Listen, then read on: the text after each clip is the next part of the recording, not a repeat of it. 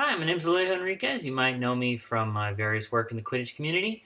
And today, this video is talking about how to run AR field tests, meaning the assistant referees, how to run simulations to either help them practice and prepare or to actually test them for the AR bonus certification program that we're running through How to Play Quidditch. So, I'm going to talk a little bit about ARs. If you don't know, an assistant referee used to be called a beater ref. They're now called assistant referees because they have to help adjudicate the entire game, but their primary focus is always on beaters in Quidditch. And so they must call beats and non-beats. They report fouls to the head referee, and also they have the ability to adjust fouls directly, meaning things that are slight delays, like late throws. For example, a late throw of a bludger is in the rulebook. A turnover is if it's slightly late. That's an example of an illegal drop. Oh yeah, I was going to say that doesn't look right. Yeah. It doesn't have to be a card every time, and so the AR has the power to go and point at that bludger and turn it over to the other team without stopping play. So basically, these are all basic. These are things that I think everyone knows, but practicing them takes time and effort. It goes beyond knowing the rules. The assistant referee certification process for U.S. Quidditch focuses solely on the rules.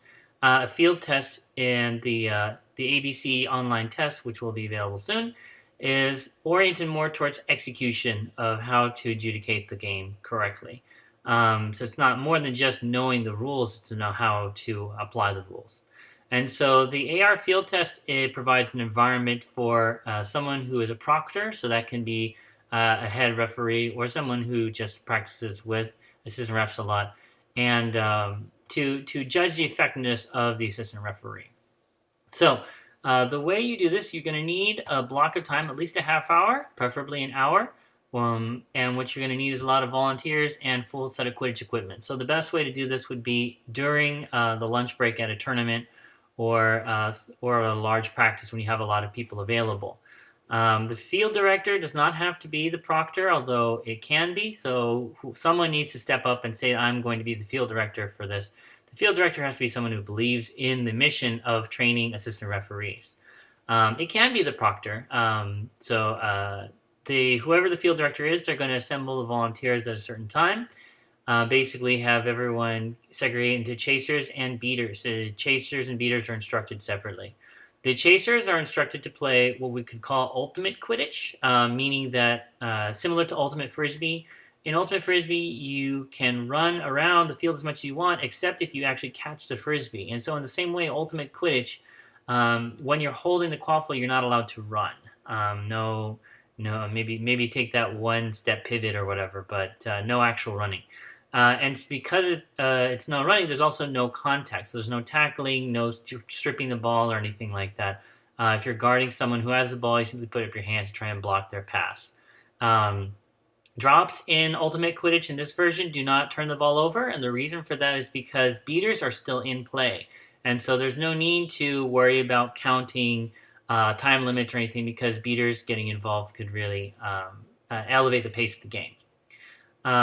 So the chasers are going to basically play this alternate, and the other nice thing about this is you don't actually have to do a 4-on-4. You can actually have 3-on-3 or 2-on-2 even if you don't have enough people, or if you have a lot of people, you can actually play up to 6-on-6 with all chasers, or a keeper and 5 chasers.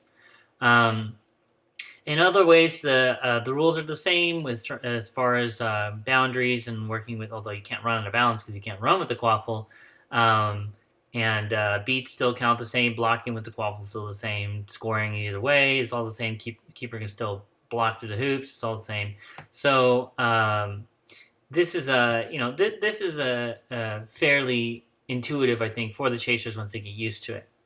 The beaters are going to be playing normal, ordinary Quidditch rules, meaning that they can still tackle each other, they can still can run with the ball, obviously. They're going to be, basically, the ARs are going to be focusing on them. Of course, the ARs have to call the beats on the chasers, or call clear if they miss.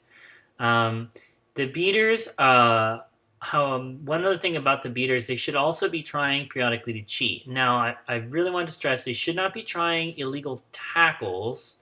or if they do it in a way they're very confident it'll be very safe. But we want to make sure that we're not putting the player's safety at risk, but they should be trying to cheat in terms of late throws, pretending that they weren't beat, other things like that, so that the ARs have to adjudicate these fouls, and they should actually draw fouls. And of course, good fouls to get things like deceptive. Well, I guess it used to be called deceptive fisting, which is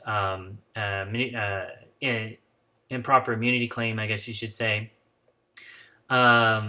Other fouls, double kicks, other fouls that aren't necessarily dangerous, but beaters can usually use to swing the game in a big way. So this is trying to put the pressure a little bit on these assistant refs to call the game correctly.